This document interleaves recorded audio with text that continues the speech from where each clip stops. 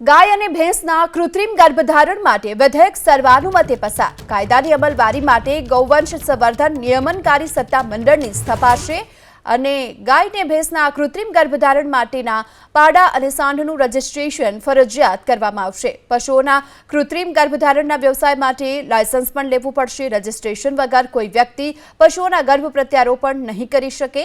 Registration વગર કોઈ વ્યક્તિ જો કૃત્રિમ ગર્ભધાન તાલીમ સંસ્થા સ્થાપી શકશે નહીં. કાયદો લાગુ થયાના 6 મહિનામાં રજીસ્ટ્રેશન કરાવી લાયસન્સ મેળવી લેવું પડશે અને રજીસ્ટ્રેશન કરાવનારે નિયમોનું ઉલ્લંઘન કર્યું તો 50,000ના દંડની જોગવાઈ પણ છે અને 50,000નો દંડ ન ભરનારને પ્રતિ દિવસ 1,000ની પેનલ્ટી પણ લાગશે.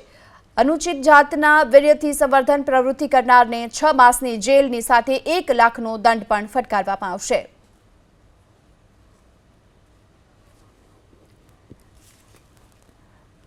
તો હવે 6 મહિનામાં લાયસન્સ પણ લેવું પડશે. કૃત્રિમ ગર્ભધારણ માટે વિધેયક જે સર્વાનુમતે પસાર કરવામાં આવ્યું છે તે માટે રજીસ્ટ્રેશન પણ ફરજિયાત કરાવવાનું રહેશે.